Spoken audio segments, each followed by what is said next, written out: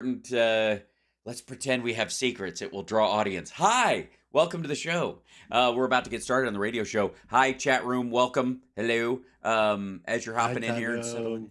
Adabu. Adabu. Guess where I'm going tonight, Johnny Million. Metallica? Uh-huh. Driving all the way to Phoenix. Driving all the way to Phoenix. Oh, shit. You're driving to Phoenix? Yeah, with my buddy Richard Hunter. He has an extra ticket because, his wife couldn't go. 10 seconds, guys. Because they rescheduled. Thank you. Okay. Yep. Well, that's awesome. Yeah. Ladies and gentlemen, can I please have your attention? And I need all of you to stop what you're doing and listen. Now, live from Chicago, the Hal Sparks radio program Mega Worldwide. I have come here to chew bubblegum and kick ass. Hal Sparks, actor, comedian, and multimedia personality. And I'm all out of bubblegum. Hal Sparks. All right, let's do this. So last night, this week I did a lot of programming, Johnny Million. Welcome to the show. Hi, everybody. Yeah, you streamed how many hours on Wednesday? Wednesday it was like 7 hours straight, practically.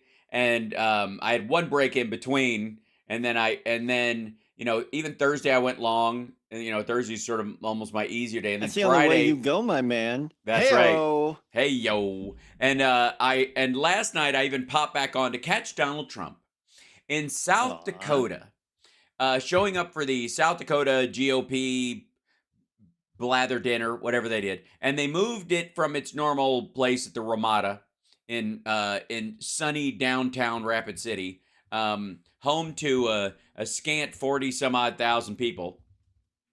They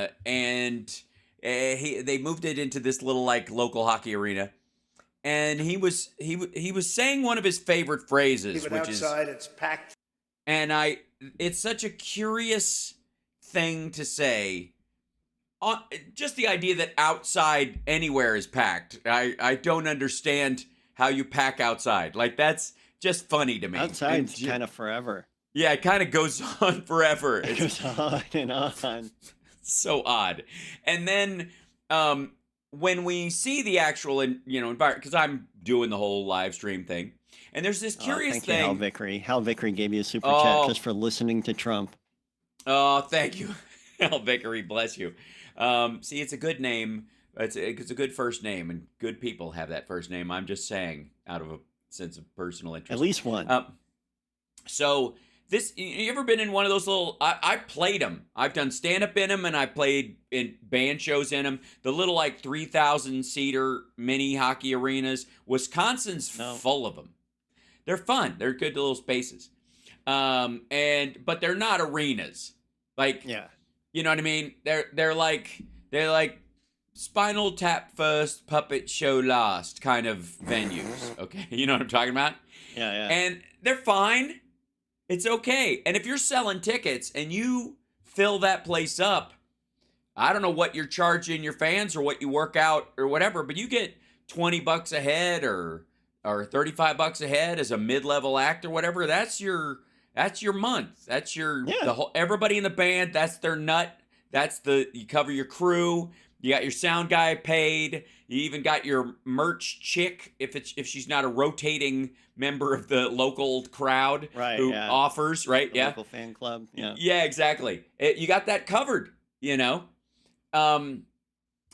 Donald Trump was telling everybody he sold the place out, which I mean, it's interesting. I'm like, are you talking about America, to the Saudis? But okay. He goes, I sold the place out. Well, first of all, you don't sell tickets, dum-dum. It's a free event. Now, for the record, so the stands were fairly full. Probably about 2,500, 2,000, 2,500 people. The floor, however, every time they would pan around, because you know how he does this, the fake news won't look. Well, first of all, the fake news he was pointing at is not CNN, Fox, MSNBC, local affiliates, none of that. It's RSBN, RAV, and his own campaign's camera person. That's who he's pointing at when he says fake news. So maybe it's the one honest thing. We're on your side. Yeah, right. And you're like, Yeah, you're fake news. That's what I was pointing out. You guys are absolutely, without question, fake news. And so he points at them. He's like, they never turn around and show the place. To wit, they, of course, like lemmings, start turning around and showing the place. And to it, he responds by saying, I didn't see one single camera turn. I'm looking right at them. They're afraid to show how big the crowd is, while his crowd is waving to the camera. So they know the camera has turned. He knows the camera's turned, but he's got to sell this lie because to the one camera, I guess, that's facing him. It's super odd. Anyways, the floor of the place, you've been in one of those venues, I'm sure. The floor of the place where the hockey game happens or where the basketball game happens. Oh, I think, you know what? I think I saw Kiss at the Villa Park Odeum on this weird one-off show after the Revenge album. It was like before the acoustic tour and all of that. Right. And you're like, oh, this is the disappointingly small place. Although at the Kiss show, I'm sure they had rows of seats on the floor. This was a standing No, it was floor. general admission. It was crazy. Oh, wow. That's amazing. It was very weird. It was like, it seemed very last minute. Was it full? Oh, yeah, it was packed. Yeah. Okay. So, and do you mind me asking how much tickets were? Because they were cheap. It was probably like $20-$30. Okay. Yeah. But $20-$30 in what? 92, 93, something like that? Probably 94, right before the reunion and Unplugged show. Right. So right about the time Gene Simmons is saying things in the press like Spinal Tap is not funny because they've just been through stuff like that and they're like, it's not funny. It hurts. It hurts a lot to watch. So the floor of this place where he's like scan around, it's like one of these little hockey arenas. And if you get front row seats at these hockey / basketball / whatever they have normally in these venues, you're right up against where the bench is. And if you stand up, you're the same height as the players and the other people, essentially, right? But every time they scan across, you can see the wall that separates them from the bleacher seats to the floor, and there is no one in front of it. And it's a curious thing when you're yelling that the place is packed, that there's no one, you can't see heads or shoulders or upper bodies of people who would be on the floor that would be filling in that area. And then if anybody wants to go look, there are pretty hilarious pictures online that the floor is basically empty, but for like a glom of people in the front. And these are more than likely the GOP donors for whatever the local folks are. And you had to pay for floor access. And I'll go for free versus I'll pay for floor access crowd differential is pretty pathetic in this particular instance, especially when you're talking about having the biggest movement that's ever, the world's largest movement that's available, that it's ever seen. It was just pitiful. Now, why he went to South Dakota again to shore up a state with 900,000 human beings in it, and I mean, we know why he doesn't go to any states that he didn't win, and we know why he doesn't go to states where it was even close, because he's afraid. He's afraid he will show up and find out firsthand how many people in that state couldn't stand him and didn't vote for him, and that's why he lost the state. And reality is awful for this guy. It's terrible. And, we've heard, Mark Meadows' ploy to get his case moved, which is, a big aspect of the story this week. Like, this is probably the biggest bummer for the entire Trump legal team and all that crowd. Mark Meadows wanted his case moved to federal court because he believed he was acting in his duties as chief of staff, which is ridiculous because, A, this was campaigning, and in no way is election interference literally part of your staff duties as chief of staff. That's silly. As a matter of fact, you could argue that talking your boss out of it is a lot closer to what your actual job is as chief of staff. Chief of staff might be you might want to close the drapes if you're going to talk about that so loudly because, the Russians have lip readers, that kind of stuff. That's the kind of thing the chief of staff whispers to the president when they're ranting and freaking out. Yeah. But one of the people that's been, there's been some characters in the world of, I suppose, the Trump orbit with his. It's a colorful cast of characters. The IT guy, Yusel Taveras, we now know his name. He's the guy who said, "I'm not gonna erase this video, and even if I could, it's illegal."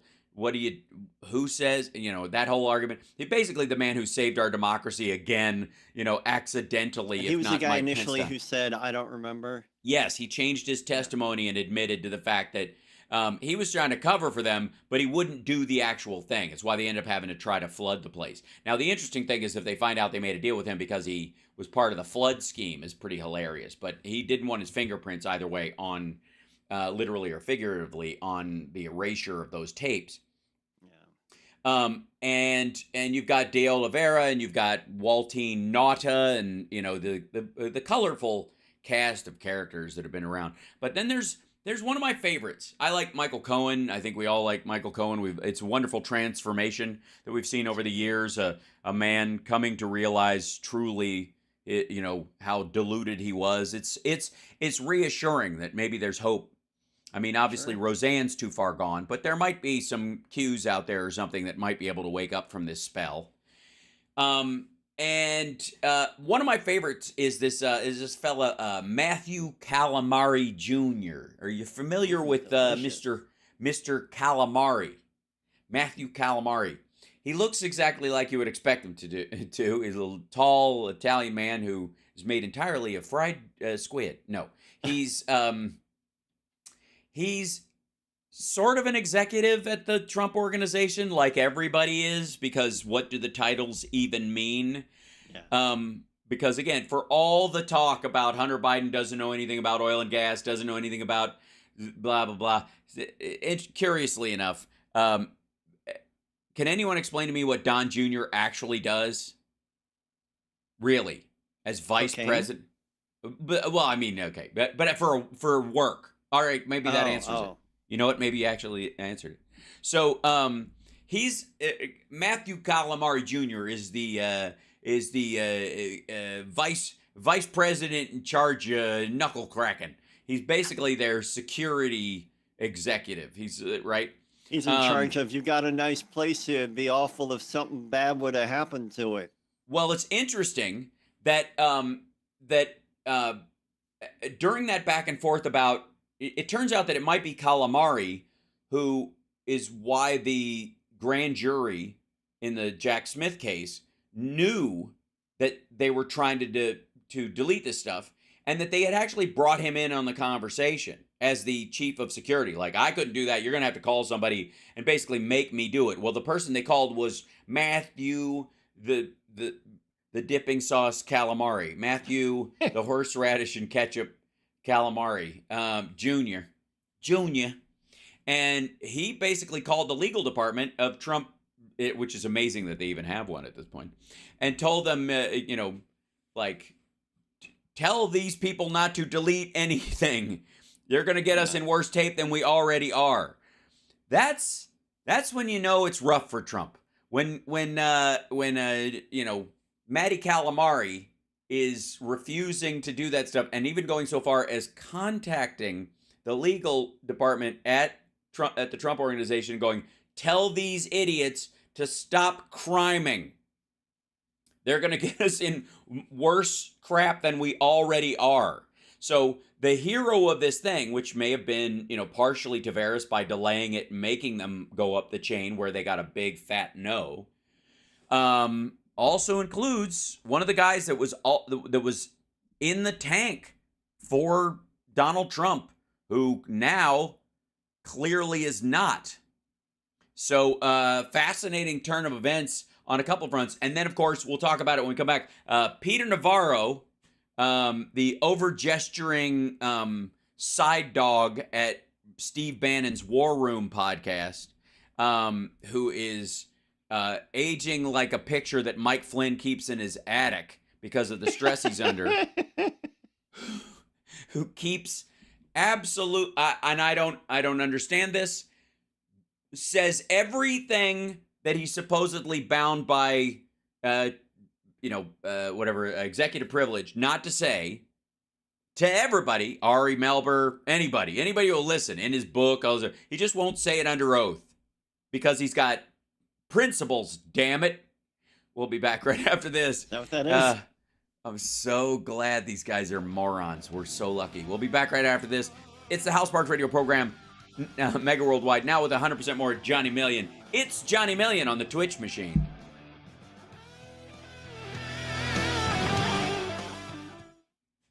I just love the colorful names in this whole crowd. Yusel Tavares, Waltine Nauta, Matthew Calamari. Man, you know what? I love a Waltine with like chocolate milk. Is there not? I thought it only comes in chocolate flavor. Maybe so. Waltine. The Peter Navarro Oh, trolling stuff that went viral was amazing. Which part? You're already facing charges, bro. Right. Have some spatial awareness. Up. Yeah, it is stunning. And Trump, you know how I told you, like, Trump puts all of his stuff that he's not supposed to put anywhere but Truth Social on his Telegram because he's a moron, or because they don't think Telegram has reach, which it absolutely does. Now, granted, Telegram is a allegedly partially encrypted, group messaging site that just happens to have its servers in Russia. So draw what you will from that. But maybe they don't. Maybe that's another contract he has. They've got the Russians have first position on their contract with Trump. That's part of the deal around Truth Social was like, okay, well he can still do. You got to let him post on Telegram because he can't exactly write if they break his fingers. Thank you. Yeah.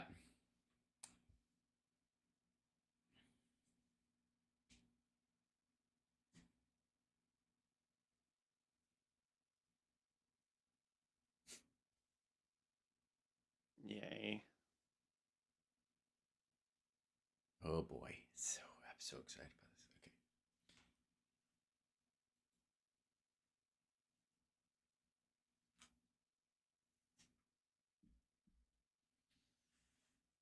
So if Navarro had just gone and Yeah. pled the fifth. Yep. He wouldn't have had any of this trouble. He could have just shown up and said, I plead the fifth. Yep. Trump did not invoke executive privilege for him. So 10 seconds. Thank you. So it's like the idea that he can and the president doesn't have to bother doing it is like, it's right in the category of that, like, I'm magically declassified. It's magically declassified. Welcome back to the House Sparks radio program, Mega Worldwide. Boy, oh boy, oh boy, oh boy. Just the hits just keep coming to Team Trump over here. So Peter Navarro, his top White House trade advisor, who was one of the brain trusts behind the trade war with China that ended up in his using some of the tariff money to pay off farmers so that they wouldn't turn on him because they were all going broke, ended up paying a Chinese pork company some of that good old-fashioned American tariff money, and also paid a couple of Brazilian brothers convicted of fraud who own some beef processing and cattle ranches, plants and cattle ranches in the United States. They got a big chunk of that American farm money. But who's keeping track? Who cares? Navarro, though, is one of these guys who was just, honest to God, I feel like, if I'm being honest, Lighthizer a smart guy. And he was part of the negotiating team to change what was NAFTA into the USMCA. Minor changes, stuff people had been after for a while. Not a huge deal. But Trump got to rename it, and they were using YMCA and his things to remind people of the USMCA, it seems. It's just, I don't get it. It's so odd and weak, and just try harder, guys. Really, try harder.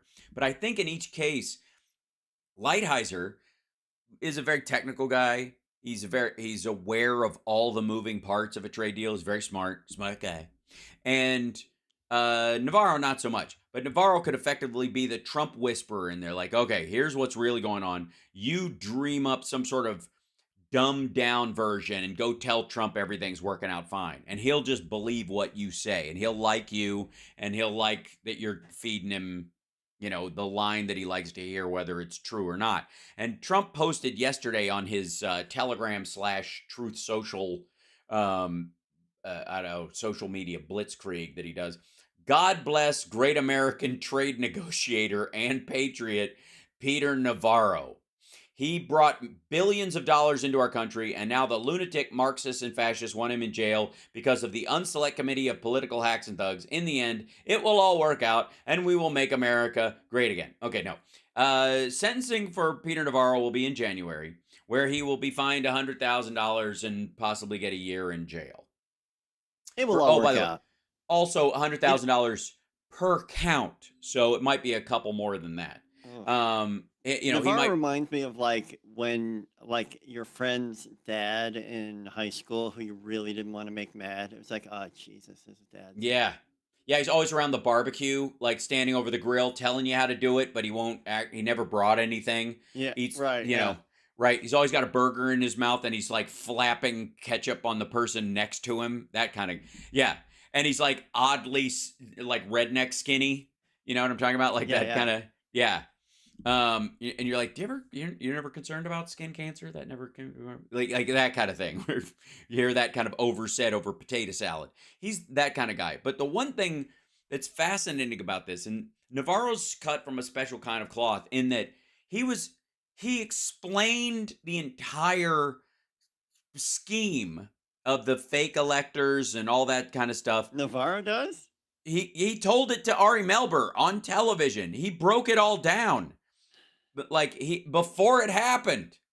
And he which basically means he ties that whole conversation and all the people involved to the White House because he's the trade advisor. Also, why is the trade advisor engaged in election and campaign issues?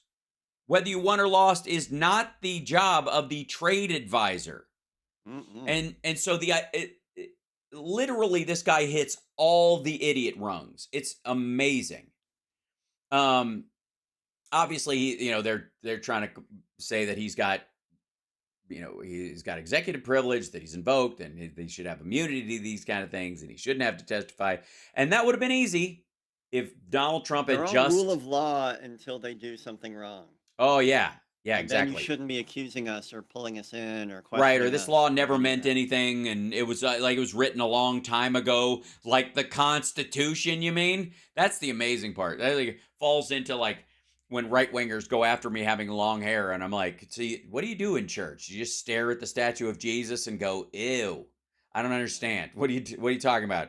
When is that a bad thing? You watch Conan every night to fall asleep, but somehow I have long hair, and it's just damn hippies, that kind of thing. Navarro's seemingly one of those fellas. But I got to say, he's going to, it's curious that this contempt charge, I'm curious if to mitigate his sentence, he can actually speak. He can actually, because by the time Trump would technically get in office, he's sentenced. He's going to get that year in jail, even if he, ends up getting pardoned by Trump on day one. Which, if Trump won, and which he's not going to, and it's a silly thing. But even his biggest Hail Mary is a lose. You're going to do the full run, dude. And you're going to pay fines, and nobody's going to help you. Steve Bannon, who has millions of dollars, is not going to throw you a couple $100,000 to cover your butt. He's going to let you just get run over by the bus and then they go, hey, I think you missed a spot, and tell him to back up. And there's this sort of abject loser cruelty amongst these folks, where they're just like, sucks to be you, bro. And they're all they're all engaged in the same criminality, but they're, it's becoming like the opening, and I hate pop culture references when we talk about politics, but this is kind of an abstract. It's like the opening bank robbery scene in The Dark Knight. Where the bus, where each person is assigned to kill the other person, and they, like, who, you're supposed to kill me, I guess. No, I kill the bus driver. He kills you. What bus driver? And then the bus driver runs over the guy, like backs it in and hits the guy, right? I need to see that again. It's been too long. Yeah, but the idea is that it's this cascading, like everybody, the way you fold up the conspiracy is that everybody, you're in charge of throwing him under the bus, and this guy's in charge of throwing you under the bus. They all only know their one bit. Right, and it's sort of a need to know, which is, in its own way, an enforced ignorance, which they didn't, was pretty easy in the case of this, for the record. So, anyways, Meadows obviously tried to get his case moved to federal court for a couple of reasons. One is because he thought that would be a better place to argue executive privilege. If you can argue that it can be moved to federal court, then you can argue that he was working in his duties as chief of staff, and therefore and executive privilege is easier to argue in that setting, because just by that singular judgment would set up the dominoes of these other judgments, right? It would set up you wouldn't have been able to move it to federal court if you weren't working in your capacity as the chief of staff and you were covered under some sort of presidential relationship in that regard. Now that he isn't, all of Mark Meadows' defenses have fallen away. They are absolute garbage, and he will not be helped by any aspect of this. He's not going to be helped by Donald Trump. He's not going to be supported by him in this. And at some point, he's either going to have to roll or he's going to do the whole stint, whatever the payment and time is that goes with this. But Mark Meadows is looking at some serious time in Georgia.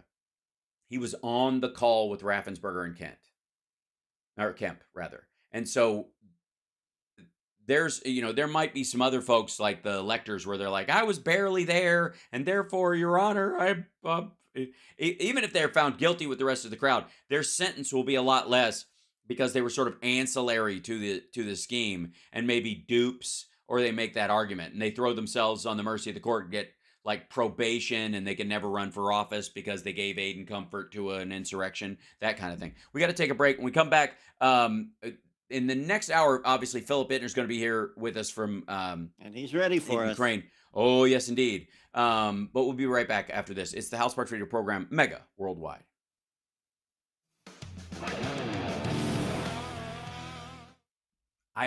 Whenever I have a lot of stories, hour just starts to blaze by. I'm going to mute and piddle in that order. Thank God.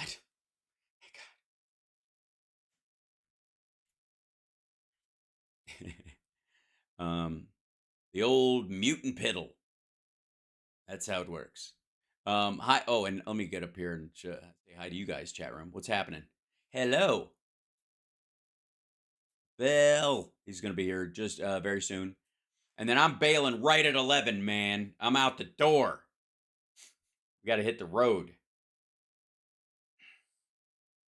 Connie Kelly trying to attend a meeting and listen at the same time. Well, we'll keep it down. We'll keep it down, Connie. We'll try and, we don't want to interrupt.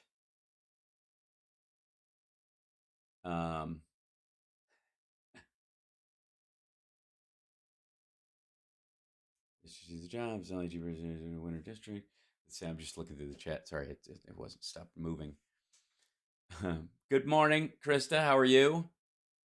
Thanks, Pragmatic. Yeah, I got my this is my Thomas Jefferson do today. Whenever I put I don't do my ponytail back hard. I always feel like this is the Thomas Jefferson, the founding father haircut, right? Or the postman, but with a much more profound and powerful ponytail. 60 seconds. Thank you. Johnny will be back in a second. I'll bring him back up. He'll be here. He's not actually here with me, by the way. Look how big his microphone is. That would be impossible. I'm diminutive, but I'm not tiny, teensy tiny.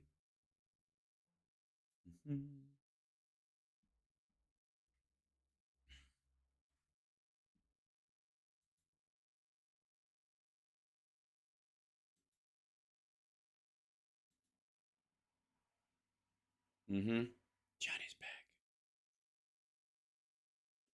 I can still hear you in my headphones. You were cracking me up. I was thinking of like mutant pee, like the New Mutants. Uh-huh. Rah. Okay, hold on one second. Coming back. 10 seconds. I'm here.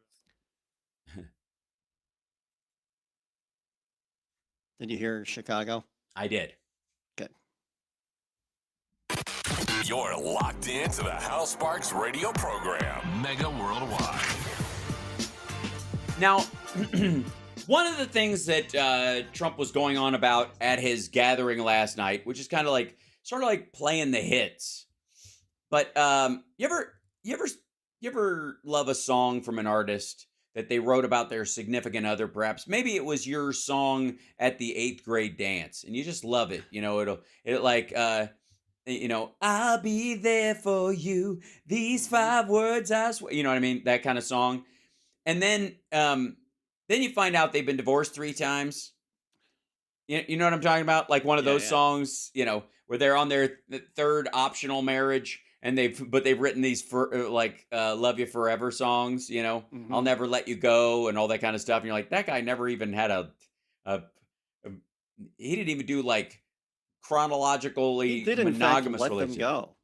Yeah, you did. Yeah, right. That is in fact true. They were indeed let go. So the hits just don't seem to stand up a little bit. Like the lyrics hit you a little less pure, right, than they might have when you were in your teen years. A lot of that happens, I find, even for Trump's supporters at his gathering, where he's like, we could do this so quickly, because he's saying the exact same words about a lot of this stuff. We could do that. We could fix this so quickly that he said in 2016. And by God, he had 4 years, and he didn't fix it quickly. He didn't fix. But he pretends that he did. He pretends that everything was amazing, and then blames anything that went poorly on COVID, which was hugely his fault. Right. Well, because a couple of specific reasons, and I've shown the clip of it many times. He was interviewed on an Australian documentary on the origins of COVID, where curiously enough, the relatively pro-Trump interviewer said it was the Obama administration paused gain-of-function research. It was your administration that turned it back on, and then the funding that was ultimately cut, that he said he brags that they turned off the funding for the lab, was in security, was making sure that only people that should be there are there, that the door's locked, that there's somebody watching the store. And for whatever reason, I guess he never expected a pushback about this, I suppose. But the idea that, like clockwork, after he killed the cops program, which is what the Obama-Biden administration put in to get rid of bad cops and help police departments have options to get rid of police officers that have disciplinary issues that stack up over time and lead to the awful that we experience sometime in this country. And 2 years to the day, it seems, as soon as he turns on gain-of-function research, tears up the pandemic response manual that was left behind, and turns off the cops program, we have in the same year George Floyd and COVID, and just run rampant over the country. It's almost as if it was a predictable aspect of and why we have a functioning government in the first place, to kind of like, this might be an issue down the line, like adults do, right? And obviously, practically and reasonably, a man with, alleged 4th stage syphilis would probably not be looking that far into the future on these kind of things. But the blather about it, where we could fix this immediately, that the border is terrible. This is the other one. And to my Democratic friends, I don't stop taking crap about the border from people. First of all, after Title 42 went away, the number of crossings dropped in half, and recidivism went in the toilet. Because if you get one shot and you're caught and you get sent back to your own country and you can't try again, or you'll go to jail in your own country, or you'll never be able to become a citizen. So you don't, like, sneaking across and faking an asylum plea does not work as well when Title 42 isn't. Title 42, when that's on, they could just eject you. They catch you, send you to Mexico. Catch you, send you to Mexico. You cross as many times as you want. It literally set up the trafficking thing that they were talking about, fentanyl coming across the border, the idea that there were people being trafficked across the border, which is also just they played loosey-goosey with that phrase. But the whole purpose, it literally set up a sub economy, little camps where people just try and try again, because there's no harm, no foul. You don't get it on your record effectively as somebody who's tried to cross. They take your fingerprints, they eye scan you. They, in some cases, if you're with a kid, they take your DNA and they make sure that that's your kid, all that stuff. Once they do that, if they catch you again, they know exactly who you are. You'll never be a citizen. You'll never get asylum, and you can't get a sponsor. And even if you have family in the country, you're the relative they can't bring in. So people don't tend to take a chance on that. They tend to, give it, but when Title 42 was up, you could just zip back and forth. Also, while Title 42 was there, if I'm not mistaken, according to Donald Trump, the wall was built. It was a big, beautiful wall. Walls always work, walls and wheels. And this wall is all we needed. Just need this wall, right? Put this wall up, problem solved. Well, how did the border get worse after the wall was built then? What is that? How does that make any sense whatsoever? But he's playing the hits. And the problem with this kind of, looking back at the love song that was written by the guy who had, a series of non-monogamous relationships that the person he was with at the time wasn't aware of, that those kind of, looking back on those things, the wall itself, the story of the wall, the story of his economy, the story of how everything was going so good, and the interesting thing is, there's that old phrase in politics, are you better off now than you were 4 years ago? Right? That's what you're supposed to say in the last year of the presidency, right? Well, they can't, because the last year of Trump's presidency was 2020. And if they start doing this in 2024, people go, 4 years ago, we were in lockdown. We were losing hundreds of thousands of Americans a month. We didn't have a vaccine, and you were talking your own people out of it while trying to get people to stick a light bulb up their keister. So, no. After he had taken the vaccine and been hospitalized for COVID. Right. And had taken monoclonal antibodies and been given a giant shot of steroids. So he thought he could, take on the world. Meanwhile, he couldn't take on a flight of stairs. And if you'll recall his trip back from Walter Reed, where he's a huffing and a puffing, fairly hilarious. But there are obviously some hangers on. There's some front row Joes and there's some maggots that are out there that are in it for the long haul. They have committed to this man. They've committed to Donald Trump more than he's committed to any wife he's ever had. And they're just there till death do us part. And by death, they mean, I suppose, the Republican Party as a whole. But that number of people, I am happy to report, seems to be dwindling. That what would seem like relatively impotent attacks by the Chris Christies of the world leading up to the first debate, the Republican debate, and he may have gotten booed by a bunch of Trump friendlies at that particular gathering who were sent there in lieu of Trump showing up himself. That might have been a hopeless endeavor in the beginning, but now it seems to be gaining traction. And Trump's problem is that a mix of that normal political we're over him happening in the Republican Party, mixed with the fact that there's no way he dodges all 91 of these charges. There's just no way. So the question comes is Donald Trump trying to work out plea deals in some of these other things with money he doesn't have that he's going to lose in private?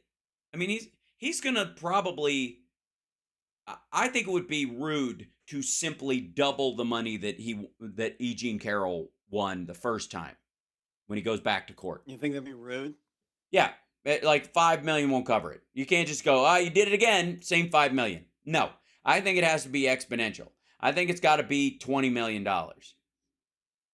as a judgment. You got to ask for the farm. Has the judgment not happened yet? No, he got a judgment of $5 million. They set a court for the next time for her saying, he did it again, Your Honor. We're taking him back to court.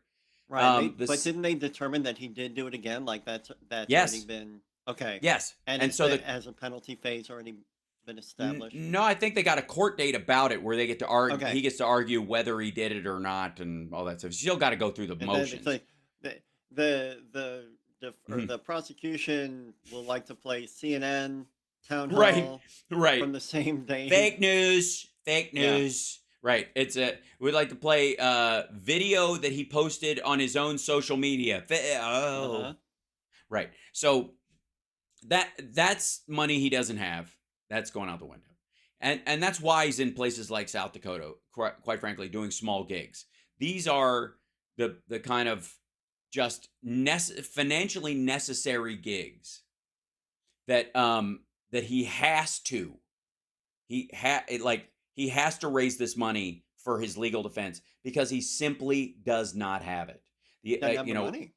Yeah. Last night he said, "I lost billions being president," and that is such a lie. Yeah. First of all, he made money while he was president. Yeah, Second of all, the country. In some ways, in his mind, he did lose. He did lose billions, and these are the fantasy billions that he attributes to his brand. So a lot of times when you talk about his the one that goes up and down according to Right. his mood. It's always it's fluctuation, but it's a great brand. And he's like, I arguably won the presidency on that brand, which is he won the Republican nomination on that brand. He won the presidency because a bunch of progressives and lazy voters held their nose and went, I don't know, maybe a businessman, and didn't bother to. How about an outsider? How about an outsider? Especially one that tells Chris Matthews that women should be punished if they get an abortion. That's fine with me. I'm okay with that. I'll look the other way. So, and surprise, surprise, surprise, this is the way things went. We got to take a break. When we come back, I'm going to do kind of like an early happy ending before we get into the Ukraine stuff, because it's always hard to do that when we're talking about like, the real theater of war that's going on over there. But we'll be back right after this. I'm going to come up with a list of my favorite punishments for women who've had abortions. Okay, great. Yeah, that's good. Something really, something from the 1600s, I think. Yeah, involving a buckle hat. That. Yeah, we'll be back.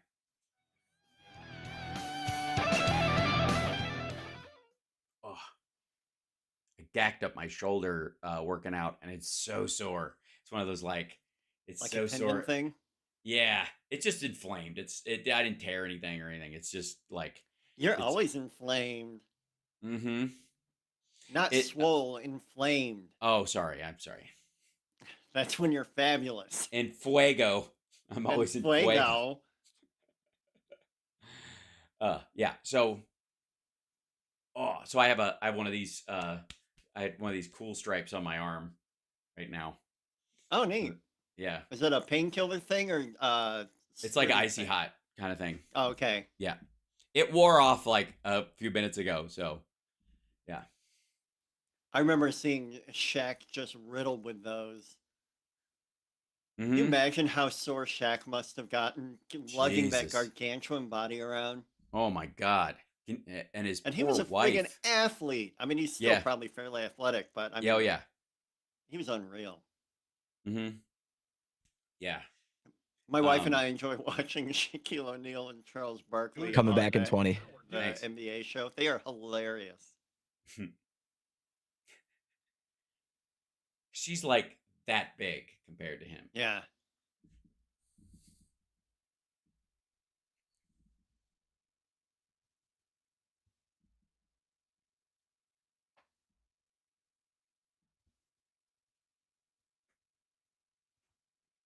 Welcome back to the Hal Sparks radio program, Mega Worldwide.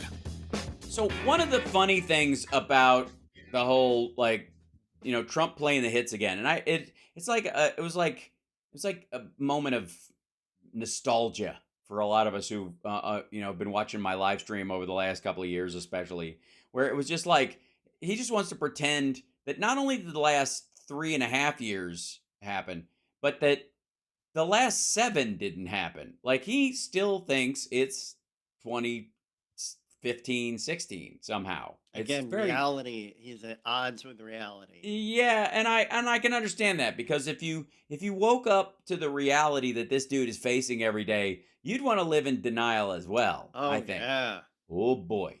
So one of the things that he brought up is that, and this is one of the things that I think dovetails into what I would call a happy ending aspect of this, is there's been this argument on the right that Joe Biden is a Marxist, communist, what have you, who is only here to destroy the American dream and destroy America in general and destroy everything. That's it. He's just he's there to tear down our systems and destroy the currency, and that's why the BRICS, and that's why the Chinese, and that's why the blah blah blah. And to that, I was happy to point out an article on CNN, but it comes from writers at like analysts that work at Bloomberg and MarketWatch and all this stuff. The U.S. dollar is king again. Here's why. And the top line of the article is kind of amazing. First of all, the stock market, the index, and the composite are up today still. So this idea that like everything's crashing, we still got good employment numbers, and frustratingly so, apparently, according to Jerome Powell, who might have to continue to lift interest rates just to kind of taper down our Enfuego economy there. Fuego. So, there you go. The U.S. dollar. This is the first line. There you go. This is the first line in this article, and this is, and again, you have to understand, Donald Trump has just told his people that we're in hell. That this is hell. America's in hell. Never mind the fact that that's at that little arena that he was at, the little mini arena, the Min Arena that he was at in Rapid City, South Dakota, more than likely had a small concert in it a couple nights before that everybody went to. Probably had more people in it when they were selling tickets for something. Probably had a local sporting event there as well, like a college or high school team using it for some game. It was full of people. All of them bought snacks, watched the game, talked about it like life was normal, but at the same time show up a couple weeks later there. Right. And this this desperate idiot is telling them that the world is burning down, like just abandon all hope, ye who enter here, is the message of Donald Trump currently. And here's the way to roll with that is I've seen people like the Good Liars and that Walter Masterson guy say, oh, well, how are things better for you while Trump was president? They don't have an answer. No. They think it's interesting. Their finances weren't better, but they had this belief that all finances were better, and so theirs must have been. Also, none of them point out the fact that post-COVID, they're driving around the country going to these maggot state fairs that Donald Trump is putting up, one after another. They've been to dozens of these things. If the world is falling apart, how are you affording your 17th Donald Trump Rambo shirt? What? You have an elephant ear in one hand and a MAGA hat in the other. How is your world falling apart? Other than, the rest of us look like, it looks like you're psycho. I love an elephant ear. Oh, they're a good time. They're crunchy and sweet, and they've got just enough. I know that you're all meat, but holy moly! Oh, yeah, fried dough. Fry that dough. You can break the rules for that. You're going to be in a tilt-a-whirl. It's not even. You're not going to keep it down anyways. You're going to be on a tilt-a-whirl. You put powdered sugar all over you. All over yourself. Yeah, absolutely. just and which is if that's your idea of a good time. So the first line of this article I thought was particularly hilarious because I often will chase down the lies as he tells them. And because of Joe Biden, it's becoming increasingly difficult for him to sell these at all. And the first line of this article that I found was, the U.S. dollar is enjoying its longest winning streak in nearly 9 years. The greenback was heading for its 8th straight week of gains against a basket of other major currencies on Friday. Its best run since winter 2014-2015. It has gained 5% since mid-July. The rally comes after months of volatility, fueled by concerns the dollar may be losing its status, which is this PR campaign that the BRICS, mainly Russia and China, have been putting out there through social media influencers and their own nonsense, and also their selling of U.S. dollars at a lower price just to get rid of them, to try and artificially lower the price. And it didn't work because they had to buy them right back, or somebody else went, oh, good. And they bought them at a deal. And then when Russia and China needed them, or any of the other BRICS countries needed them, they had to buy them back at more than they sold them for in a matter of weeks. Rumors of the U.S. dollar's demise continue to be greatly exaggerated, says James Athey, investment director at Aberdeen, an asset manager. Meanwhile, the United States still has the highest GDP of any country on the planet, and is thrice that of our nearest competitor. Thrice. 3 times the GDP of any other country on Earth. Now, but that's just the dollar and the GDP, and that's the average Americans aren't enjoying any of this. They, blah, blah, blah. Well, the Chinese are going to eat our lunch, right? That's the other story. The Chinese apparently are going to, well, they might have to, because they don't have any arable land and they have to buy all their food from someplace else, and we're one of the places they buy it from. But the yuan, the Chinese renminbi, the currency of China, is at its lowest point since 2014, and and that's only if you allow for sort of the buoyancy of what they tell you, what the Chinese Communist Party tells you. If you look at the actual import-export numbers, it's the lowest it's been since before Xi Jinping took office, and before 2008. That's terrible. That's Turkey and Venezuela kind of numbers. Which is, I know that's what you have for Thanksgiving every year. Turkey, Venezuela? Absolutely. Venezuela and Turkey. There are some people in the stock market who are like, as soon as the renminbi just crashes and goes to like 9 or 10, it'll be worth investing again. So maybe they're artificially deflating their currency. I don't think so. Every step they're taking is trying to shore it up and make it worth more. So, anyways, and I don't know if you have a happy ending, Johnny Million, that I need to be aware of before we get into Phil in the next hour, because there's so much. I mean, there's some good news coming out of Ukraine, but it's also tough conversations because it's about I don't have anything special, but I'm curious about your potential happy ending before Phil gets here. Well, I'm telling you, this is my thing. Is that the United States? If you'd shut up for a second, I'll tell you. No. I mean, the strength of the dollar, the strength of the market in the United States, and having that at the same time we have low unemployment, high employment figures. That is a new era in American economics. There used to be this idea that the market was always against employment in the country. The same thing is sort of playing out when it comes to the interest rates.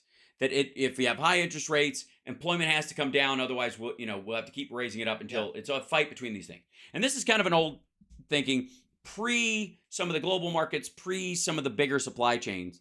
And the idea was that once we shorten those supply chains back, that it'll get even worse.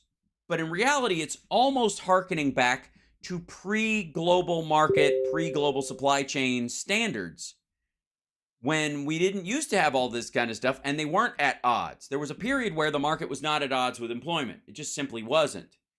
And interest rates were far higher on borrowing money, but that meant that your house was relatively cheap and you could earn that money with your wages in a shorter order of time and maybe not even have to take out a loan at all. Or your parents could save up and buy their kid a house for a wedding present or something like that. Famously, we all hear about these houses that, in the 70s and stuff were costing $19,000, right? But the interest rate was like, in some cases, 18, 19, 20% on the loan. So people were buying this with flat out cash. And there was a period before all this, like before credit default swaps and all this sort of mangled Wall Street bashugana nonsense, that they've been trying to shuffle cash around and make money on where money sits. And if large amounts of it sit for a long time, you can make large amounts of money on money not doing anything, which is antithetical to progress. It's antithetical to production. It's antithetical to innovation. And it seems like, in spite of all the headwinds, the economy is sort of finding its way back to that true north, which is the single thing I would say that's scaring the heck out of the Republicans. The biggest fear they have, if you listen to them talk about Joe Biden, we got to get him out of there now. We got to impeach this guy now. We got to get him out now. Well, why? It's not because the numbers are bad.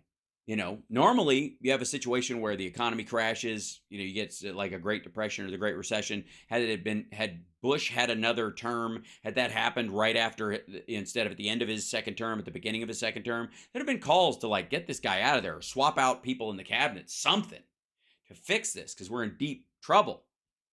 And yet, we're doing all right, especially compared to the rest of the world. Right. So the hard part is then the argument is if they want to get him out, there's only two reasons. One, they need to get him out because if he's out, they'll go, oh, the market everything's going great, not because of the policies he put in place that that are there after he left. That's not why. It's because the market's so happy he's gone. That'll be part of the story. Or we got to get him out of there because we make money on the down. We make money when Americans become poor. The Republican Party has been built on big business for a very long time, and big multinational businesses. And that gravy train is drying up. The panic seems to be that we got to get Biden out of there before people realize how well he's doing in face of all these headwinds and post-COVID and compared to the rest of the world, and that there's this sensible, reasonable process that's happening in our government that might, dear God, give people faith in their vote and the government again. And Republicans can't have that because it's the opposite of their sales pitch. It proves their lie. We'll be back right after this. Philip Ittner's going to be joining us from Ukraine, and lots of updates from there. We'll be back.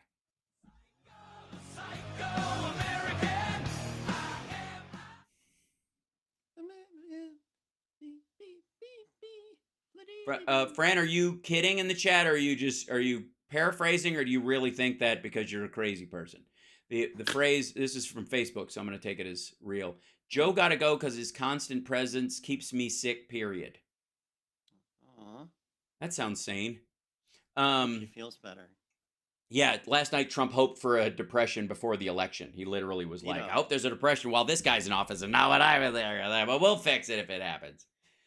Yeah.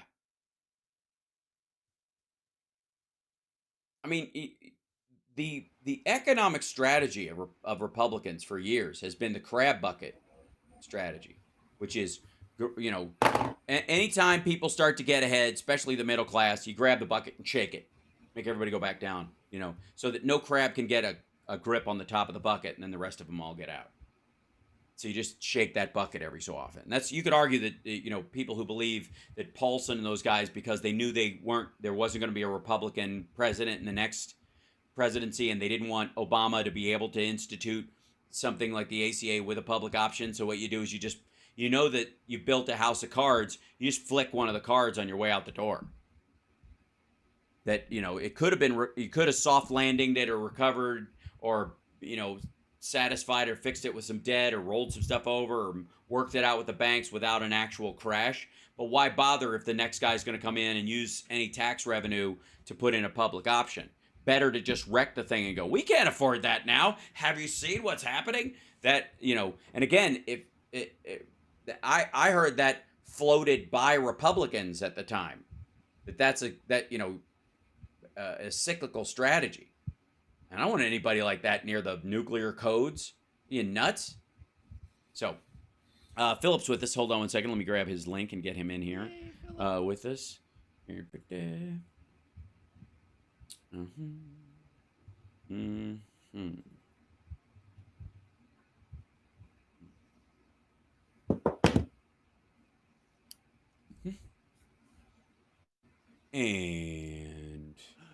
there he is.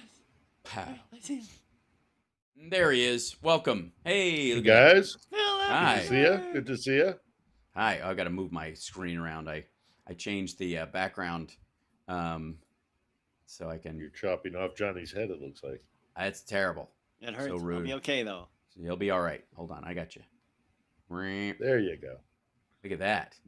And then now I fix the Huh? other part. There you go. And then we'll grow this out. And then behind. Fascinating radio, I'm sure. Yeah. Well, it's we're on break. Are we in a so break? I hope we're in yeah. a break. Yes, we are. Because this would be awful radio. Yeah. Dead Let's just air go, o'clock. Huh. Right. Lots of hemming and hawing. Almost there. How does that look? Yeah, not How quite does right. that look? Okay. Right. Yeah. Right. Aesthetically, how does my Well, radio? like my stream, really.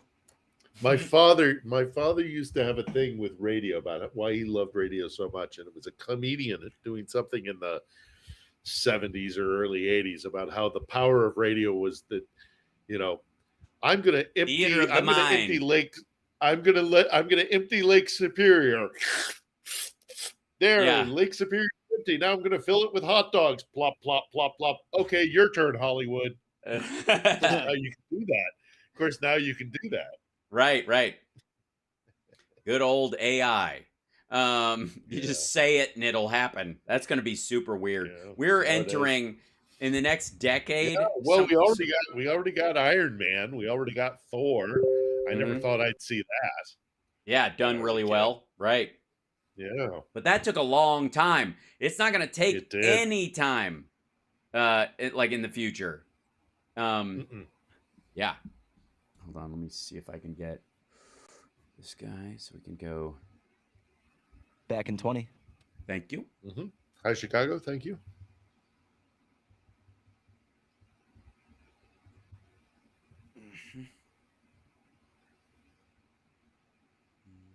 Took the train back from Odessa last night, and Boy, it are was my not arms a- tired.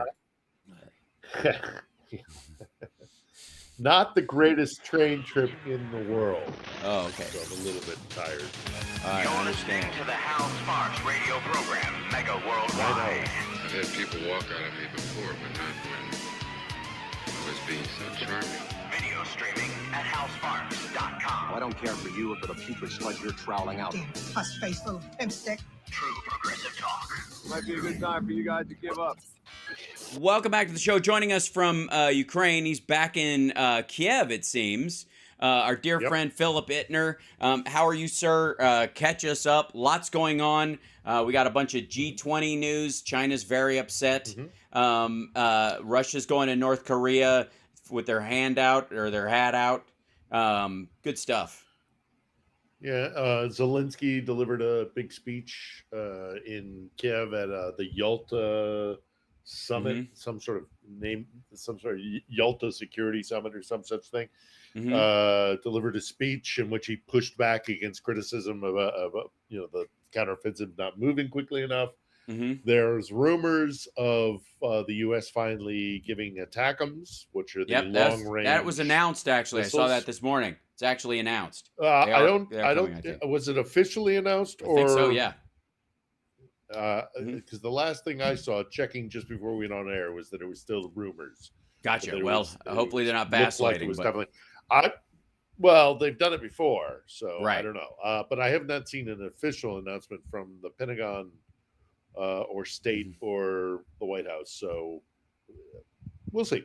Look, it'd be great if they got them, because then the Germans would also kind of follow suit, just like they did with the Abrams tanks, and they have a system similar to the ATACMS, which is just longer range artillery to put Crimea at risk. And the Black Sea Fleet, they have a system called the Taurus. They may if we give the ATACMS, they may give the Taurus. So all that stuff. The controversy over Elon Musk is alive and well. Right. So fill people in on that, because it has to do with the Starlink and the fact that he played an active role in turning it off because it would help the Ukrainians at one point. Yeah, apparently in spring of 22, the Ukrainians had a plan to attack the Black Sea Fleet and try to what's the best way of putting it? Not knock it out of commission, but at least seriously damage it. Right. And they were using drones that were linked to the Starlink system. Right. And as they approached Sevastopol in Crimea and the Black Sea Fleet, apparently Starlink suddenly shut off, and the drones went to their default setting, which was just to return to base. Mm-hmm. And so the battle was picked up, and then the battle or the attack was turned off. And the Ukrainians were calling desperately, saying, "Why is it switched off? Why is it switched off?" And the Musk and Starlink just kept it turned off. Turned out that later, Musk was like, I don't want to escalate things where there could be a nuclear response from Russia. And the response from the Ukrainians, now that this has been made public, is one, if you're going to give us a system, don't be wishy-washy about it. You can't turn it off and turn it on, because we can't plan attacks. We can't do any logistics or anything. We can't, because if you're on a whim, turn it off without telling us, we can't, it's not good for us. It's great for logistics and command and control, but if we're going to use it in an actual attack, you can't rip it away from us at the 11th hour. And then the second thing that they have started to say, the other narrative that is growing and gathering strength in Ukraine is, but because Musk said, I don't want to take a side. I don't want to, if these weapons could be used using Starlink, then I'm an active participant in the war. To which Ukrainians are now saying, do you know how many Ukrainians are dead because the Black Sea Fleet was able to launch cruise missiles? Yeah, you did take a side. You did take a side. And Ukrainians are dead because of it. Right. And so the patience with Musk is running out quickly. Yeah. And I gotta say, I think they have a legit point. I mean, it's not that he I don't believe the whole nonsense about it could have been a nuclear response. Although if he really did think that, he is as stupid as everybody seems to be figuring out. Yeah. But it's this argument that, I didn't want my system to be used to kill people. Well, by not letting it be used to take out those ships and kill sailors, Russian sailors, you ended up letting Ukrainian citizens mostly die. So, I would even say, like, these drones, when they hit these ships, largely damage the ships. The loss of life when these things hit these big boats is often, if anything, mind you, they lost a accidental. couple of hundred on the Moskva.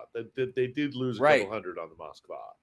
So when you sink these things, you lose life, and you can, of course, take life. Your life can be lost in an impact.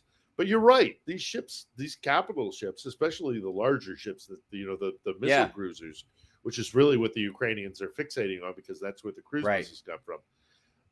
Those things, you're not gonna sink them with what the Ukrainians were sending. You're gonna knock them out of operation, but you're not gonna sink them. For the most part. I mean, Well, and by the way, I want to remind everybody in the chat room, get your questions ready through Johnny Million. He's going to be farming them and setting them up. So for Phil, we got a couple already, and we'll jump to those. And also patreon.com/HalSparks. And of course, subscribe to everybody's channel. Philip's got his channel on YouTube, as do I, and Johnny's on twitch.tv/HalSpark, or it's Johnny Million. I'm writing these all together. We're all under the umbrella. So actually, let's grab the first question, because I know what I want to talk about. And mostly it's about tactical map stuff. We'll get to that after the middle of the hour too. So but there's a bunch of questions lining up. What do we have, Johnny? First one is from Ed's 3D Tech. Can you ask Philip if Ukrainians are using 3D printed bombs from drones? Not 3D printed bombs, but they are using 3D printed drones. And I've seen them. You can buy them commercially, and you can also, buy the files if you have a 3D printer. I mean, they're very inventive, the Ukrainians, but they're still using, what they normally do is they'll take a grenade or they'll take a mortar round, and they'll put it inside a octocopter, generally larger, with 8 props, and then they'll put a mortar round in there, pardon me, and they'll fly it over and drop it. And some of these things hold like a dozen mortar rounds. Yeah. This is not a joke. These are serious weapons of war. So right. Not digitally created munitions, but digitally created drones. Right. And Ed's 3D Tech had another question that I saw that just zipped by about whether or not they have the U.S. has a carrier group in the Black Sea. I don't think so. We do not. Insofar as I know, we do not. No, we don't have a carrier group. We had at the very, very beginning, we occasionally had like frigate side stuff we go in, but I don't think we've had a naval presence, and we certainly don't have a carrier group. Right. I don't even know. I don't know if we could send one of our carrier groups. They're too big. The Bosphorus. I don't know. That's right. It'll go through the Bosphorus. But we did upon occasion send vessels in there, but I don't think for a very long time. It's way too provocative. That would be way. We would just be begging for it, for some sort of incident to happen. So and speaking to that, the Romanian, Russian drone Danube parts, system, were found on Romanian soil. Again, at this point, Russia can just plead stupid or inept and get away with it. Until they kill somebody. Right. Until they kill a Romanian citizen. Seriously, until they kill a Romanian citizen. Right. And then if the Romanians want to claim Article 5 as a NATO member state, and hope, I let's hope it doesn't come to this. But the reason why they're attacking the Danube is because that's where they're getting the grain out. Right. So the Ukrainians are circumventing the Russian blockade for grain by getting it through the river system, and the Danube is the initial part of that. So, the Russians are playing a dangerous game with those drones. Yeah, it's almost as if at this point they don't really care. That the escalation, if it happens, will be NATO's problem, not theirs. Because I think there are a lot of ways to institute Article 5 if something happens in Romanian territory that just brings reinforcements of stuff to Romanian territory as a blockade and that kind of stuff before actually firing stuff into Russia in response to something, even as if a Romanian citizen is killed, and then you file something with the International Criminal Court. No matter what Tucker Carlson says, nobody wants U.S. boots or NATO boots on the ground in Ukraine. Right. And nobody wants a nuclear war, including the Russians, which, by the way, we have to take a break. And then we're going to have more questions for Phil from our chat room at infotainmentwars.com. And, of course, on the Facebook page at the Hal Sparks page, if you want to follow that, if you're on Facebook and you're a real person and not a troll. Although the trolls, you could follow, too, because, you got to have something to do. And I have a couple more questions about that, not the least of which we'll wait. I don't want to spoil it because it has to do with sort of the title of our show. Maya.com. We'll talk about that in a moment. We'll be back right after this, if the deep state lets us.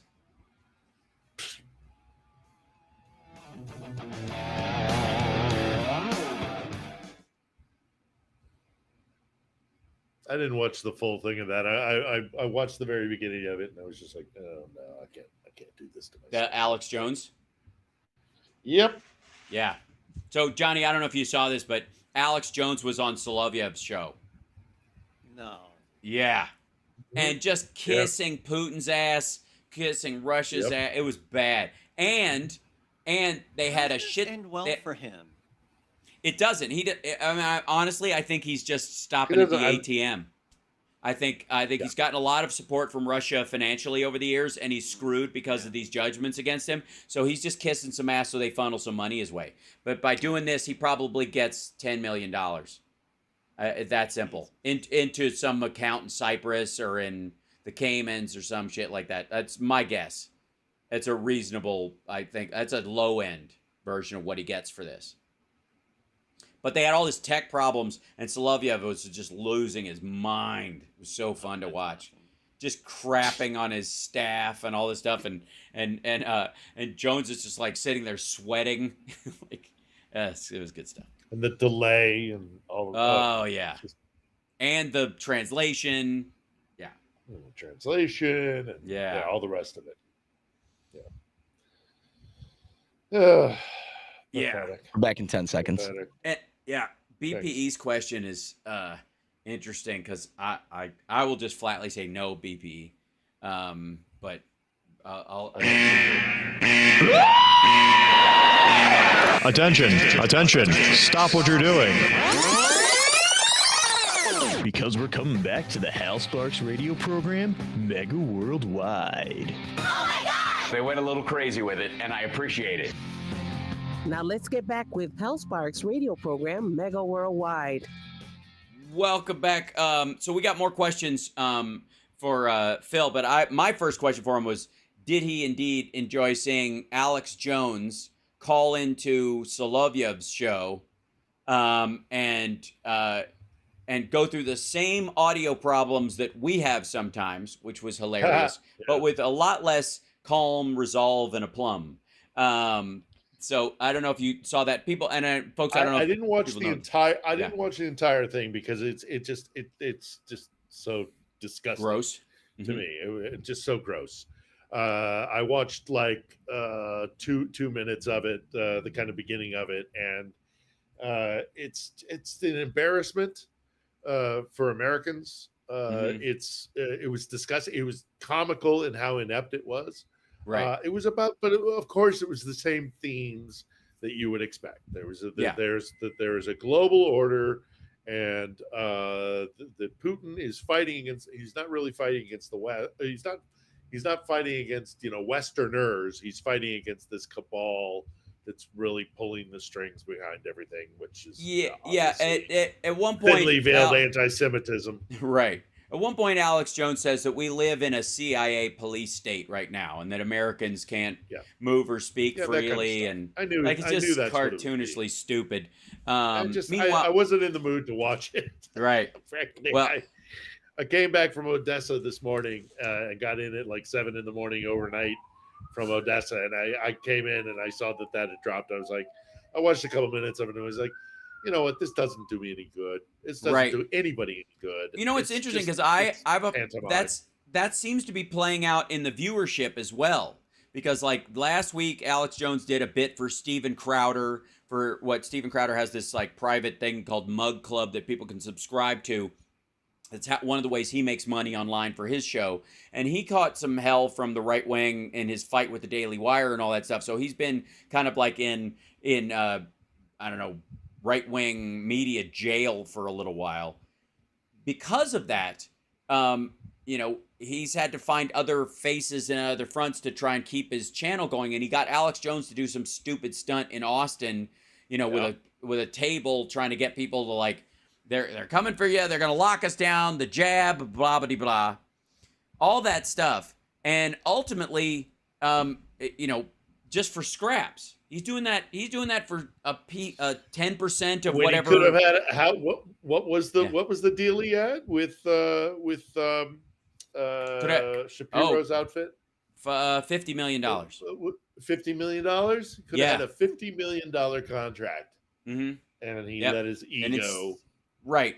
And the problem is if you're hiding a back, if the behind the scenes of your show is just like awful, and if anybody ever gets wind of it, people are it'll be like Jim Baker or Jimmy Swaggart. It's gonna tear the whole thing down. You gotta kind of play nice with those around you because they're all looking to jockey and get your position. The same thing is sort of true of Alex Jones. He even at one point in the Solovyev interview, he mentions some of our favorites, including RFK Jr., Russell Brand, and Joe Rogan as emblems of there's still the fight in America or whatever. He did an interview back in the day. I want to say a good 3-4 years, maybe longer. Actually, it all blurs together. But he did an interview one time with Dugan, Alexander Dugan. Alex Jones did. Dugan, yeah, Alexander. Whoa. Jones did an interview with Dugan in English. I want to say it was a handful of years ago, but it could have been as much as 8 years ago. But anyhow, for those of you who don't know, Dugan is a fascist philosopher who believes in a kind of like in the Putin's brain, racial they call him. superiority, Right. the racial superiority of the Slavic people. Yeah, specifically the Russians the Russo-Slavs or whatever. Specifically the Russians. But I mean, he's also a nutbag that it believes in things like, the hollow earth philosophy, that there's right. there's a proto-Slavic, there's a race of proto-Slavic people who have been guiding the world from the hollow earth. I mean, nine foot tall blonde people who but he's also a fascist. He's a straight up fascist. And his daughter was killed. Fascist. Yeah. And his daughter was killed during during this period of war. We still don't know who exactly did it. People have pointed their fingers at the Ukrainians. It's entirely possible the Ukrainians did do it. I think Dugina and her father, in particular Alexander Dugin.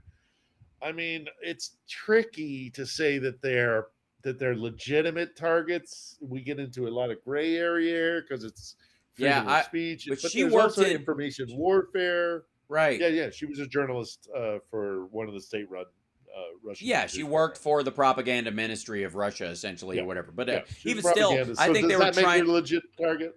They were trying. The question is, I think they were trying to get, or whoever did this was trying to get Dugin. Right. I wouldn't even. I would argue that the Ukrainians had less to get from it than the people around Putin who were trying to weed, Dugin away from him. Yeah, agreed. That kind of thing. And it seems to have worked to some degree, but they're both. I mean, Putin's so far gone, it didn't really matter. It's not like you can walk him back from that nonsense. That said, let's grab another question from the chat because Sure, I've got a question here from Connie Kelly. Can you ask Philip what the general feeling is about Russia recruiting soldiers in Cuba to fight in Ukraine? Supposedly 17 recruiters were arrested this week. Mm-hmm. They don't care. They don't care. Right. Ooh, we're scared of the Cubans. Oh no, the Cubans are coming. Right. That's going to change everything. No. Yeah. They don't care about the Cubans any more so than they care about the Russians. It's just another. If you're a soldier carrying a weapon in uniform and you are on the front with the Ukrainians, they will kill you. Right. They will kill you. They will capture you. They will do whatever it takes to take you out of this war. So as an American, there are I gotta say, Africans fighting for Russia. Right. They don't care. The Ukrainians, I mean, of course they care in the sense of like they would rather see their enemy leave. But aside from that, it's you come at us, we'll put you down. We're going to take care of you one way or the other. Get off my land. Right. Cuban or not. Yeah, it's odd to me with the Cubans. Like as an American, you're just like, let me get this straight. So Russia is recruiting Cubans that would arguably be in this war against America that the right wing's always threatening us with from Cuba, and you're going to send them over to Ukraine to get killed for land they don't even get to benefit from on behalf. Serbs here. Yeah, there are Serbs here fighting on the sides of the Russian. It's not. There are actually soldiers and international soldiers. I mean, there are even there are reports of Americans fighting for the Russians. I mean, an individual kind of besides Alex Jones, nutters, crazy. Besides Alex Jones, that's right. But they're not going to change anything. The Cubans aren't going to change anything. The Serbs aren't going to change anything. The very few soldiers that come over from the West because they hold ideology similar to the Christian white nationalists that exist in Russia, they're not going to make a difference. If the DPRK sends soldiers, North Korea sends soldiers, it won't make a difference. None of that's going to make a difference. It's just more numbers to put down, and that's where the mindset is of the Ukrainians. It's like, well, if you're going to come at me, I'm going to put you down, and I don't care what nation you come from. So yeah, it's a very curious thing that anybody takes it other than the fact that why do they need reinforcements from Cuba? The sign that they would need that is in and of itself its own embarrassment.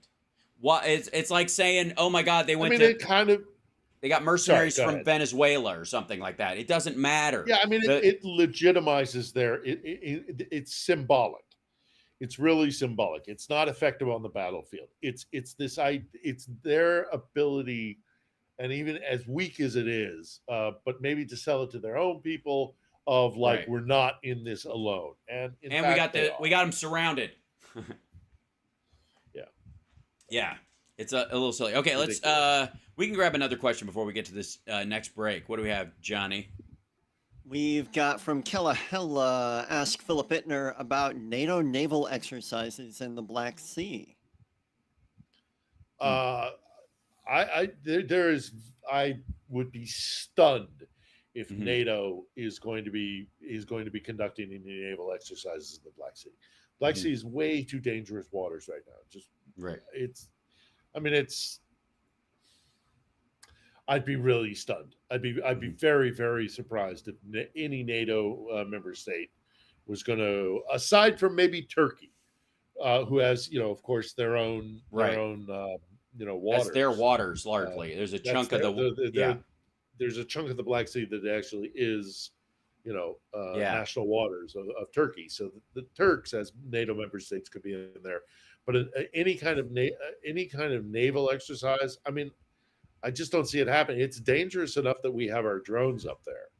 The U.S. has drones flying up there, but they're unarmed.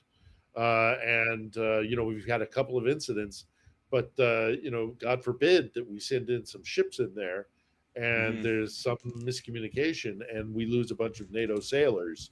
Right. Again, we're playing around with Article 5. So I do not think, I don't know why all these questions are coming about naval stuff. So has there been an announcement? Is there no? I don't think so. Not that I've seen. No, that'd be incredibly dangerous. Incredibly dangerous. And I just don't think they're going to do it.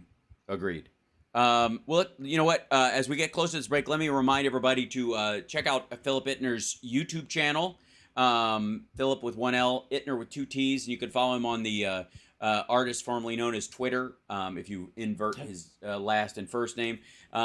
Johnny Million, of course, is at It's Johnny Million on Twitch, and I'm on all the channels wherever you are. Spread and let people know about the show. It always helps. We're here every Saturday on WCPT. We'll be back right after this with more of your questions and some of mine, and an update on the map, because there's a lot of movement. We'll be back.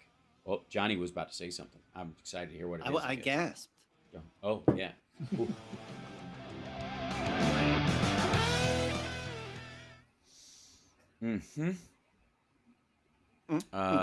Yeah. Let's see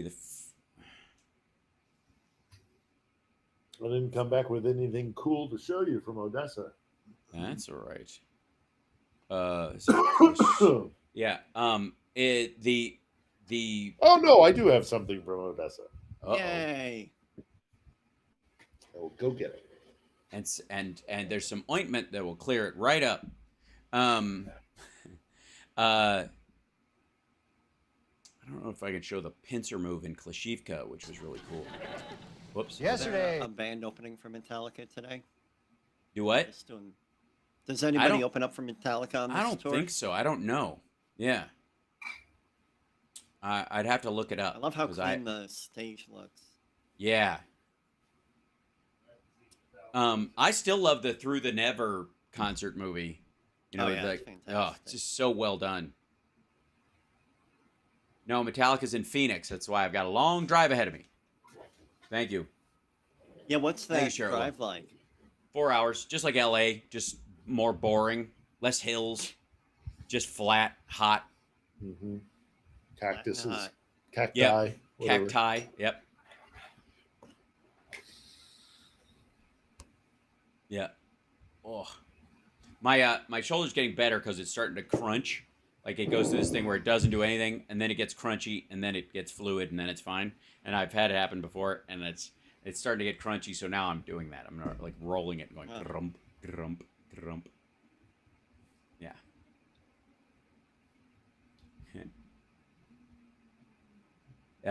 You love the Virgin Mary in Phil's background? Yeah, that's not the Virgin Mary. Coming back in That's town. the Virgin Mary. That's Olga. Nope. That's Olga of Kiev. We've told the story before. It's a great one. Yeah. Thanks. Check it out. Patron saint of... You're locked into the Hal Sparks radio program, Mega Worldwide. So one of the big advances, the counteroffensive has started to gain serious momentum in the East, including we always had worried at one point about maybe the Russians doing a pincer move around Ukrainian troops as they push back into these territories. And then we find out that in Klishivka, that's exactly what happened to a gigantic group of Russians. The Ukrainians did a pincer move around them, surrounded them, trapped 4 units, and wiped out or had surrender everybody in there, which is pretty fascinating. Huge movements there. I'll show the map in a little bit as well. And then there was a big explosion in Crimea and Simferopol, which is there's a military base there. Ginormous explosion at that base. Again, could be a drone strike, could be smoking. Could be they're just smoking too close to some open flames again. They do that. That's a weird thing. All right, let's grab another question if we can. Johnny Sure thing. I've got one from Senor Space Ghosto. What does Phil think about the depleted uranium rounds finally being supplied to Ukraine? Mm-hmm. I'm not a huge fan of depleted uranium rounds, but they have their place. And if the Ukrainians want them, that's their choice. They're a sovereign army. They're a sovereign nation. If they want to use depleted uranium rounds on their own soil, it's their decision to make. I argue that I went to the south of Iraq when I was working as a reporter in Iraq during the war. And there needs to be more investigation into it, but there's definitely something going on when it comes to using those rounds and what it does to the environment and possibly birth defects and things like that. I don't want to. This is not the hill I want to die on. This is not the argument I want to have. But I am skeptical of DPU, and I'm worried about it being used here. But again, it's the Ukrainians' decisions to make. And also, in addition to that, the Russians have been using similar munitions as well already. So that's it. That's the thing I think that's most fascinating about all these things that we have a big back and forth about whether or not to give these things to Ukrainians, and it's welcome. That's the good thing about democracy. It's a good thing we're having this discussion. There are positives and negatives, and we should absolutely have these. But make no mistake, from cluster munitions to the depleted uranium rounds, whatever you can think of that we might be sending to support Ukraine, the Russians already have had in place since day one. Their version of it, at the very least. In some cases, worse. So the anti-personnel mines they use cluster munitions in civilian populated areas, which is a crime by anybody's standards. Right. Even though the Ukrainians and the U.S. are not signatories to another convention regarding the use of cluster munitions, nobody is okay with using cluster munitions in civilian areas, which is it's just a war crime. It's a war crime. Yeah. So let's grab another question. DPU stuff. Yeah. I'm not crazy about it, but the Russians are crying crocodile tears because they use it too. Right. And one last thing about this whole thing about munitions. Sorry, Johnny. No, it's okay. One last quick thing about munitions is you got to also understand that this land, this stretch of European soil, is probably the most littered with unexploded ordnance anywhere, arguably in the world. Certainly in Europe, but arguably in the world, because this is. I mean, you're still digging up munitions that haven't been exploded from the First World War. This is the battlefront between empires, and so because of it, this place is dotted with munitions as it is. Not great, but it is what it is. It's Ukraine. So anyhow, that's the last note on this whole munitions issue. But go ahead, Johnny. So this is a question from James Green. Oh, this isn't a question. This is just a nice thing from James Green. I just want to send a big God bless to Philip. Oh, thank you. Isn't that sweet? Yep. Yeah. Go check out, if you haven't already, go check out my vlog. The last one I did that I released last Monday on Odessa has been really interesting, the reaction to it, because people see that Odessa is very weird right now. The fact that there are no ships out on the sea, it's like I was trying to figure out how to explain this to a Western audience. Is that removing ships on the Black Sea off the coast of Odessa is like removing rain from Seattle or traffic from LA. It's not exact. It's not exact, but it's this thing that's part of the scenery.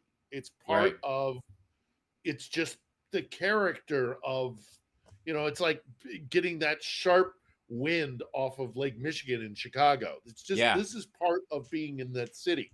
Mm-hmm. And so to have it a constant reminder, if you're an Odessan, every day you get up, every day you walk along the embankment, every day you look out into the water and there are no ships out there, you're reminded that you're at war. And I put out this vlog talking about how Odessans have this very strong sense of resistance to letting the war dictate to them how they're going to live. Mm-hmm. And then I get this response from some people who see this, of course, the people who are readily, going after Ukraine and support for Ukraine and anti-Ukrainians about, look at all the cafes, look at all the restaurants, they're open and people are walking around. Well, if you listen to what I said in the vlog, they are desperate to maintain normalcy because that is a form of resistance. Don't for a second, if you watch my vlog, don't for a second think that those people who are going out to the nightclubs or the bars or the restaurants or just walking around town or whatever are not every moment conscious that they could come under air raid siren at any moment and their life could be snuffed out or the life of somebody they love could be snuffed out. It is a front. It is a way of resisting by not ignoring it because you can't ignore it, but by living your life despite the fact. All of these people who say this stuff have watched Inglourious Bastards and repeatedly, no doubt, in some form or another, the Tarantino film, the bit of like history revision porn that he likes to make. That's what he seems to be in the business of these days, where there's a French woman who's part of the resistance who happens to be Jewish. Her parents were killed by the Nazis, who is running a movie theater in France during the, when they're half occupied in this territory, which would be the equivalent of the, Donetsk area or something like that, where she's, she's on from one side, but she's under the umbrella of this other side. And people are going to the movies and going to restaurants and trying just to have some semblance of real life while this goes on. That always happens. And again, there are farmers in Ukraine right now trying to make sure that their crop is plentiful, not just to keep themselves afloat, but because they're the breadbasket of Europe. And if their food doesn't get out, never mind the grain blockade, if it doesn't get grown in the first place, people die. So, but just because it doesn't look like Dresden, right? After it got firebombed, doesn't mean that these people aren't really taking it seriously. Real ramifications of the war, and there's the Russians are vacationing in Crimea. This is different too, because like Odessa, this is where these people live, or they live in Ukraine proper. It's their country. The Crimean Peninsula that Russia took over, just the big, the idea that people would go vacation there in the summer while they know this special military operation is going on is that's an extraordinary amount of ego. I would like everyone delusion. Pro and against this entire situation. Imagine yourself deciding to go, surf sunny Vietnam, in the mid '60s or something along those lines, where you're just like, as an American, it's my right to go down there and I can rent a little villa if I want to, and we're gonna just get our toes in the sand. Like that, how nuts you would have to be, what an egomaniac, how devoid of humanity you would have to be. And these people are going to Crimea, not just like, oh, we were there and then the war broke out and they didn't really tell us. And they're going after it started. Like, well, this is a good weekend. Let's head down to Crimea. They're being lied to, and they are really deluded about how serious this situation is. They have VPNs. All of them have VPNs. I have the same thing with China. Like it's easier to get a VPN out of Russia than it is to get out of China, and even there's self-delusion going on. That's different. Well. It's not about what you can access. It's about what you want to access, and the story you want to believe. And many Russians want to believe that the war is going wonderfully for them. And they're going to get a rude awakening. And we've talked about this in the past, but I think when they do break the land bridge, that's when when Crimea is really on the table. And it cannot be ignored that there is a very real possibility of losing Crimea. That the delusion will have to break, and that's when maybe we can see some very serious. You and I know we felt this for a while, and I think it's going to happen, but it's when it gets up into the military in the United States where they're comfortable saying it, that's when you really feel like there's some movement going on there. Trent Mall, who is the director of analysis for the Defense Intelligence Agency, for the DIA. He said, and I quote, and it's an interview with The Economist. He said, and I quote, "There's a realistic possibility that Ukrainian forces can break through the remaining Russian defensive lines on the southern front by the end of 2023. That's the game. Once they get past those lines, they spread out from the inside and they start pushing people back. The only border after that is the Russian border." That's enormous. It's going to be a massive blow to them because Crimea is a huge part. And again, it's I'm going to keep plugging my vlog because I talk about this in it. It's just Happy Birthday Odessa is on my YouTube channel. Go check it out because I do talk about this. And it's important to understand that this is the land that Catherine the Great took. So Odessa was founded by Catherine the Great. Catherine took Crimea. As the Turkish Empire was withdrawing in the late 18th century, as it was kind of well, it overexpanded too quickly. Yeah, the Ottomans were retreating because they overexpanded too quickly, and as they retreated, the Catherine expanded Russia. So there's your history lesson as to the territory. Fascinating story. Russia people should dive into it. It's a great story. Absolutely, and a great way to do it is to watch my vlog. There you go. At what point does this get overbearing? But look, seriously, not at all. Seriously, no Russian leader loses the land that Catherine the Great took and survives. It's not. It's going to be one of the most. Nicholas II, the last czar of the Russian Empire, in many ways lost his seat because he lost the Russo-Japanese War, and then tragically was a massive failure on the first, World War I front. But that doesn't compare to the territory that Catherine took, that under Putin's foolish war is now about to be lost to him, and it's going to be devastating to Russia. And by breaking the land bridge and really putting Crimea under threat of loss from Russia, it will be devastating to Russians' identity and sense of self as empire. Again, I can't reiterate it enough. Nobody loses what Catherine took and survives. Putin. Also, the clock is already ticking. We got to take a break. When we come back, we'll do more questions. But also, real quick, the Wagnerites, the people who Wagner got from the prisons and the like, that the people that they were pulling out of there, who are either egotistical enough or crazy enough not to keep their mouth shut, literally have admitted openly to an ethnic genocide against Ukrainians in entire villages. That the phrase was the order, and this is the difference, is this is what they were told to do by the Wagner guys and the Russians themselves. The order was to cleanse Ukrainians. The men who joined Wagner to get out of prison told in an interview that how they cleansed entire villages. This is the quote. The order was to go around the corner, toss one grenade through a window, one through the door, enter and shoot. It doesn't matter if there were kids. We didn't care who it was. We just killed everyone. They called it Zakistska. Yeah, which means cleaning. Oh, yeah, they literally talked about cleaning entire villages by killing every last civilian. Zachista. Yeah, that's what they called it. Zachista is like literally cleaning like dishes. Yeah, this is when these guys are specifically talking about Solidar, these guys are. As territory gets reclaimed, we're going to hear more and more ugly, more and more of these stories. That's right. That. Yep. the cleansing of Ukraine. That's what they call it. They're just just we got to take a break. We'll be back right after this.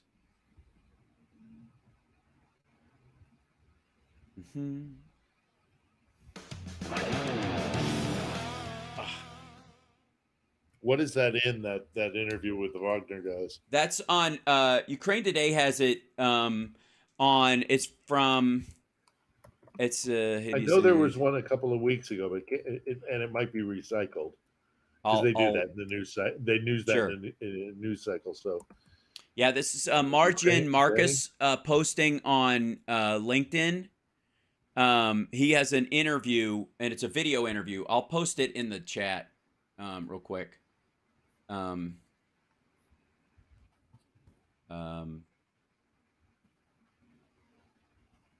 you go.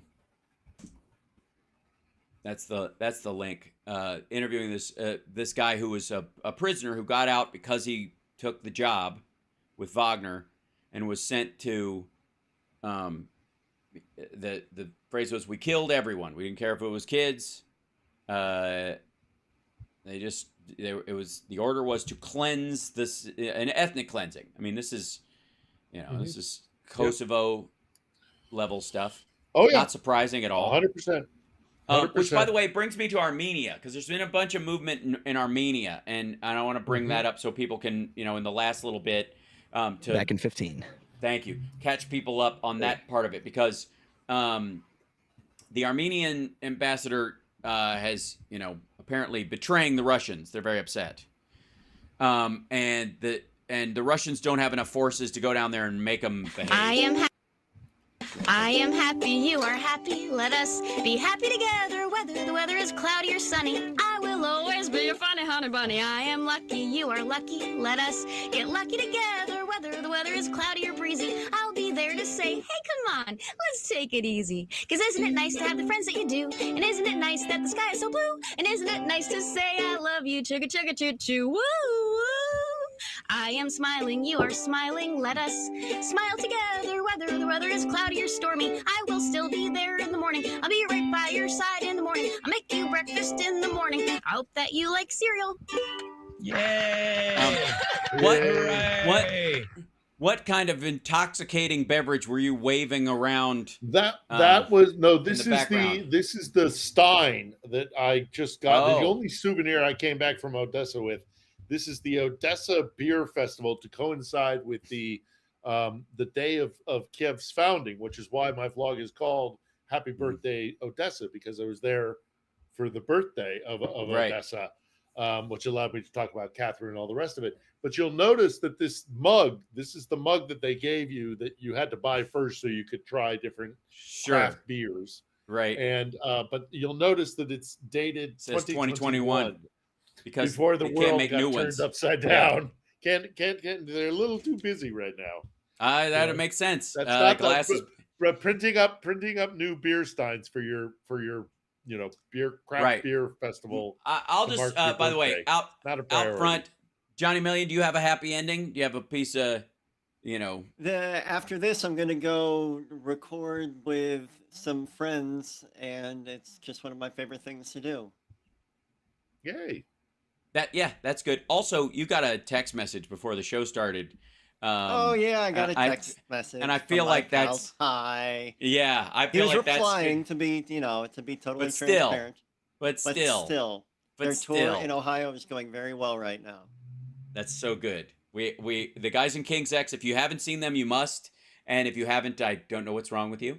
And Ohio, and then next month is Massachusetts, and then that's it for this tour this year. Gotcha. Well, hopefully next record, and on and on and on. Exactly. Hopefully so. And I'm driving down to Phoenix to see Metallica with my dear friend Richard Hunter, who in his storied career was a Dallas radio DJ for a very long while under the name Big Richard Hunter. I don't know if I can say his full name on the air. I guess he did all the time. They called him Big Dick Hunter on the air, which unironically, I suppose. And he actually one of my favorite Democratic leaning commentators and a great joke writer himself. Just a decent fellow. We'll get him a show eventually too. We got to start dragging him out. I'm going to make him come on the live stream or in the morning show at some point as well. But so just the fact that I get to hang out with him for 4 hours on the drive down there is a good thing. Never mind the fact that we get to. He has amazing hair too. He does. He absolutely does. And he did this like jujitsu challenge where he had to like train for a short while and do a pro-am fight not too long ago. And it was a big, like, It's one of those like people who train for one of those bizarre marathons or one of like, or the triathlons or the like. Yeah. Or like an ultra marathon. Yeah. Or American Ninja Warrior. It was like that kind of dedication. So I really appreciate him doing that. It's very cool. So happy all around in that regard. That said, and congratulations to Anna Kasparian for accidentally making the news this week in her confusion around which side of an issue she's supposed to be on of the TYT crowd, because she's Armenian, and we know this because her boss denied the Armenian genocide for years. No, not yet, but they've been on the kind of like, I don't know about this whole Ukraine thing for a while, and now. Vagarshak Haryatnyan, I'm sure I said that right. The Ministry of Foreign Affairs, Russia is very angry at the Armenian ambassador in Russia because Armenia is being very friendly to Kiev. They visited the visit of the Prime Minister's wife to Kiev from Armenia. They've started sending humanitarian aid. Can you imagine? Dear God, humanitarian aid. And then, of course, they have started to, blow off their need for, I guess, military support or allow the Azerbaijanis military support by Russia to overwhelm